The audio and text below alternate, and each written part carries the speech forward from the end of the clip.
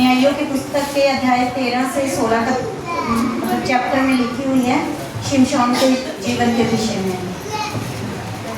तो जो शिमशोन था, जब उसके माता पिता इजरायली थे और जब इजरायली लोग परमेश्वर की आज्ञाओं से फिर जाते थे तो परमेश्वर उनको उनके जो आसपास के शत्रु थे जैसे फलिश्ती और मिद्यानी लोग उनके वश में कर देते थे।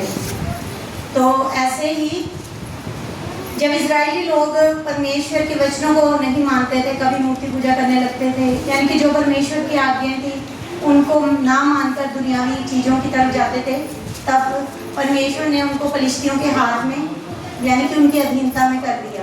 वह उनकी अधीनता में 40 साल तक रहे।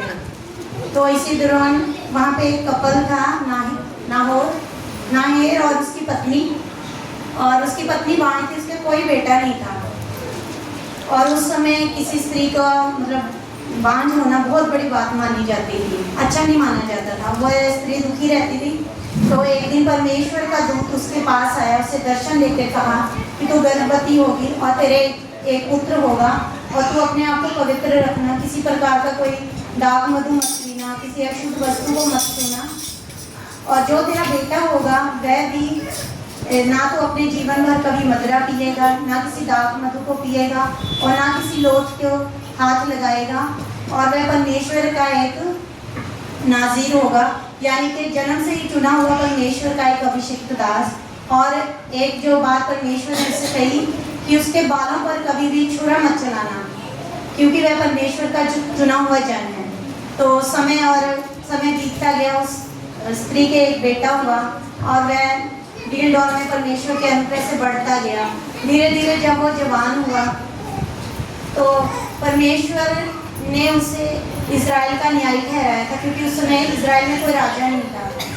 तो कई न्यायी थे, उनमें से शिमशोन एक था। धीरे धीरे जैसे उसकी आयु बढ़ती गई, जब वो जवान हुआ तब ऐसा होता था कि परमेश्वर का सामर्थ का आत्मा उस पर उतरता था और वह इतना शक्तिशाली हो जाता था कि एक नॉर्मल से वो एक एक्स्ट्रा ऑर्डिनरी उसमें पावर आ जाती थी कि वो बड़े बड़े जवान सिंहों को मार देता था, बिना किसी हथियार के अपने हाथ से फाड़ देता था। उसमें इतनी पावर आ जाती थी क्योंकि वो परमेश्वर का जन था। लेकिन उसके जीवन में एक कमजोरी थी कि वह स्त्रियों के प्रति बहुत ज़्यादा अट्रैक्ट होता था, कि वो जो भी वह स्त्री मिलती थी उसे हंस के बोलती थी तो उसकी तरफ अट्रैक्ट हो जाता था। इसी प्रकार एक बार वो फलिश्ती उन पर राज तो करते ही थे, उससे फलिश्तियों में से एक लड़की पसंद आई।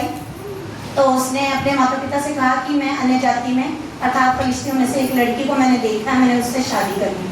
तो उसके माता पिता ने समझाया कि हमारे इजराइल घराने में कितनी अच्छी लड़कियां हैं और परमेश्वर का वचन दिया है। परमेश्वर ने कहा भी कि अपने घराने में से शादी करना, हम बाहर किसी से शादी नहीं कर सकते अन्य जातियों में। लेकिन वह लड़का इतना जिद्दी था कि उसने अपने माता पिता का कहना नहीं माना और कहा कि मैं अन्य जातियों में शादी करूँगा। तो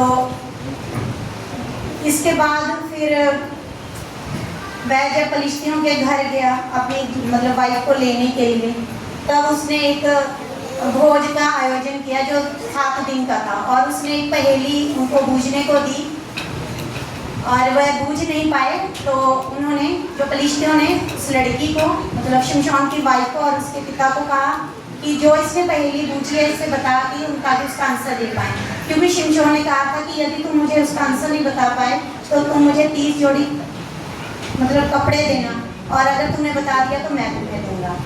तो वह उस लड़की को कहने लगे कि तू उसका आंसर पूछ, नहीं तो हम तेरे पिता के घर को और तुझे आग लगा के ख़त्म कर देंगे।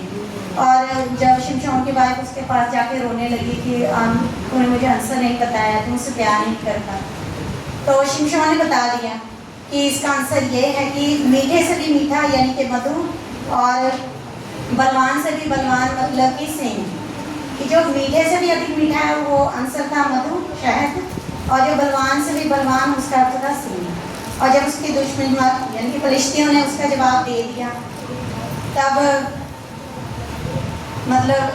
शिमशोन को बहुत गुस्सा आया कि मेरी वाइफ के चलते इनको इसका आंसर मिल गया, वरना ये मुझसे इसका जवाब पूछ नहीं पाती। तो उसे इतना गुस्सा चढ़ा कि उसने उनकी लोमड़ियों को दो दो करके बांध दिया उनकी पूंछ को और उनके खेतों में छोड़ दिया। और उन खेतों में वो भागने लगे और उनकी सारी फसल जल के राख हो गई और उनका बहुत नुकसान हो गया और खुद शिमशोन भी उनके यहाँ से चला गया। ऐसा करते करते एक बारी जब वो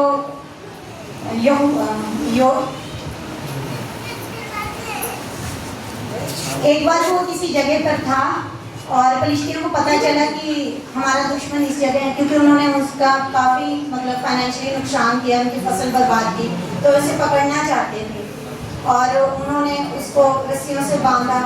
तो शिमशोन के अंदर फिर पवित्र आत्मा उतरा और उसने उन रस्सियों को ऐसे तोड़ा जैसे सूखते धागों को। इसी प्रकार परमेश्वर उसे सीजन टू सीजन यूज़ करता था, उसे मतलब दुश्मन के हाथ नहीं आने देता था, लेकिन फिर उसके अंदर वही वीकनेस थी कि वो मतलब बेविचार में गिरता था। तो फलिस्तियों के नगर में से फलिस्तियों ने एक लेडी को मतलब कि 1100 चांदी के टुकड़ों में खरीदा कि उसके पास जाए और उससे भेद पूछे कि वो इतना बलवान कैसे हो जाता है। कि वो दिखता तो नॉर्मल है, लेकिन जब लड़ने का समय आता है और हम उसे कभी भी हरा नहीं पाते। तब दलीला नाम की स्त्री को उन्होंने हायर किया और उसका मतलब वो भी ऐसा बंदा था कि वो जनानियों की तरफ अट्रैक्ट हो जाता था, उसको अपनी अभिलाषाओं पर कोई काबू नहीं था। तो वो दलीला के पास जब जाता था तब दलीला उसे बहला फुसला कर पूछती थी कि तेरी इतनी पावर का क्या सीक्रेट है, तू मुझे बता। तो शिमशोन उसे टालता रहता था कि यदि मुझे 7 नई रस्सियों से बांधा जाए तब मेरा बल घट जाएगा। तो एक बार उसने ऐसा ही किया कि जब वो सो रहा था उसने 7 रस्सियों से उसे बांध दिया जो कभी यूज़ में नहीं लाई। तो उसने फलिस्तियों को बताया कि वह जगह है और उसे रस्सियों से बांध दिया मैंने। और उसने फिर शिमशोन को उठाया कि तुझे फलिस्ती लोगों ने घेर लिया है और तुझे घात करने के लिए आए। तो शिमशोन उठा और उसने, क्योंकि परमेश्वर का आत्मा उसके ऊपर आता था, वो उसके ऊपर इतनी पावर आती थी कि वो असाधारण ही बन जाता था। तो उसने उन रस्सियों को तोड़ डाला और ऐसा करके उसने फलिस्तियों को हराया। लेकिन दलीला उसके पीछे पड़ी रहती थी कि तू मुझे बता तेरे वीकनेस, तेरी इस पावर का राज क्या है। उसने 3 या 4 बार शायद उसको बताया, झूठा ही बताया, और इस बात में उसे दलीला ने परखा भी। पर शिमशोन अपनी अभिलाषा में इतना अंधा था कि वो सामने वाले की बुराई नहीं समझ पाया, सिर्फ उसके प्रेम में पड़ा रहा कि। लेकिन फिर एक बार उसने उसके कहने पर अपना सीक्रेट रिवील कर दिया कि यदि मेरे बल का कारण मेरे सर की 7 लटें हैं, अगर इन पर कभी छुरा नहीं फिरा जन्म से, यदि इनको काट दिया जाए तो मैं नॉर्मल बन जाऊंगा। और फिर से दलीला ने वही चाल चली। जब वो उसके पास सो रहा था तब उसने उसके सर के बालों को काट डाला और फिर उसने फलिस्तियों को कहा कि इसे आगे मार दो। और फिर उसी ने उसे उठाकर कहा कि फलिस्तियों ने तुझे घेर लिया। और जब शिमशोन उठा, उसे लगा कि मैं उसे फिर से मार दूंगा, उनको फिर से मार दूंगा क्योंकि यहोवा मेरे साथ है। लेकिन उसकी जो उसके साथ जन्म से वाचा थी कि तेरे सर पर कभी छुरा न चले, इसके कारण वह बिल्कुल साधारण बन गया और फलिस्तियों के हाथ में आ गया, क्योंकि यहोवा परमेश्वर उसके पास से चला गया।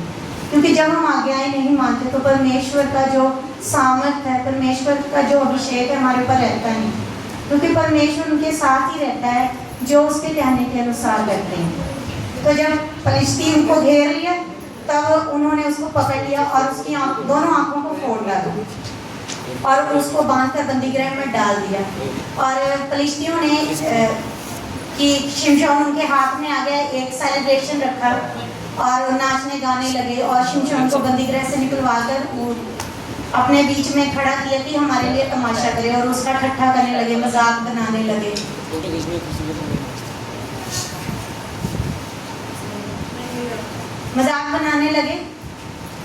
मतलब कि कहाँ है कि इतना बलशाली व्यक्ति जिसको रस्सियां नहीं तोड़ सकी, जिसको सिंह नहीं फाड़ सके, जो अपने हाथों से उनको तो मतलब मार डालता था, आज वो अपने दुश्मनों के सामने तमाशा कर रहा है। इसका अर्थ ये है कि हम अपने अभिषेक को लेकर आश्वस्त ना हो, बल्कि उसको और चमकाने के लिए प्रयत्न करें कि अगर हमें अभिषेक है तो प्रभु हम ऐसे काम ना करें कि जिससे हमारा अभिषेक खत्म हो जाए। तो वो जो इतना बलवान था वो अपने दुश्मनों के आगे तमाशा कर रहा था और उसे ठट्ठा करने लगे। तब अंत में शिमशोन को मतलब अपनी गलती का एहसास हुआ कि कहाँ मैं इतना बलशाली था, प्रभु मेरे साथ रहता था, हर विपत्ति में उसने मुझे छुड़ाया। और अंत में उसने परमेश्वर से प्रार्थना की कि हे प्रभु तू मेरी सुधि ले, तू मेरी सहायता कर, और इन्होंने जो मेरी दोनों आंखें फोड़ी, तू मुझे इतना बल दे कि मैं एक बार से अपनी दोनों आंखों का बदला ले सकूं। और जहाँ पे शिमशोन को बांधा गया था, वो 2 पिलर थे जिसके ऊपर पूरा जो बिल्डिंग खड़ी थी उसके बीचों बीच उसे दोनों हाथों से बांध रखा था। और परमेश्वर से जब दीन होकर उसने प्रार्थना की कि प्रभु मुझे फिर से अपने शत्रुओं पर विजय, तो परमेश्वर ने उसकी सहायता की और उसे ऐसा बल दिया कि उसने जहाँ बेड़ियों से जकड़ा था उसे ऐसा खींचा कि वो दोनों पिलर ढह गए, और जो सारा मतलब जो लोग उस छत के नीचे थे वो उसी में दब के मर गए, और शिमशोन भी उसके अंदर मर के दब गया। तो इस कहानी से हमें ये शिक्षा मिलती है कि चाहे हम परमेश्वर के चुने हुए दास ही क्यों ना हो, चुने हुए लोग ही क्यों ना हो, लेकिन अगर हम अपनी कमजोरियों को उस पर काम नहीं करते तो वो कमजोरियां हमें परमेश्वर से दूर ले जाती हैं। और जो प्रार्थनाओं के द्वारा हम बड़े बड़े काम अपने जीवन में देखते हैं, फिर हम चाहे जितनी मर्जी प्रार्थना करें, हम परमेश्वर के हाथ को अपने ऊपर नहीं देख सकते क्योंकि हम आज्ञाकारी नहीं हैं। जैसे पास्टर जी ने पिछले दिनों में प्रचार किया था कि यदि हम परमेश्वर की आज्ञाओं में बने रहें और परमेश्वर के भय में चले तो परमेश्वर हमें 4 तरह की आशीषें देता है। तो मैं यही कहना चाहती हूँ, मीटिंग खास करके ये यूथ के लिए रखी गई है, लड़के और लड़कियों के लिए, कि अगर हमारे अंदर कमजोरियाँ हैं, संसार का लालच है, संसार भर माता है, चकाचौंध से भरा हुआ है, पर हम परमेश्वर के वचन को छोड़कर अगर उन चीज़ों को अहमियत देते हैं तो हम अपने अभिषेक को बनाए नहीं रख सकते। परमेश्वर पक्षपाती नहीं है। यदि आज हमें परमेश्वर की सेवा करने का अवसर मिला है तो उस अवसर को बहुमूल्य समझना चाहिए, क्योंकि परमेश्वर अपनी महिमा के लिए किसी न किसी को तो खड़ा कर ही लेगा। लेकिन आप लोग ये ना सोचो कि मैं नहीं करूँगा तो कोई नहीं करेगा। इसलिए अपनी कमजोरियों को परमेश्वर के सम्मुख लेके जाए। कोई अपने आप से शुद्ध भी नहीं हो सकता, अपने आप से पवित्र भी नहीं हो सकता, सिर्फ और सिर्फ परमेश्वर पर डिपेंड रहे और पवित्र आत्मा से सहायता मांगे, वो हमारी सहायता करता है। सबको जय मसीह।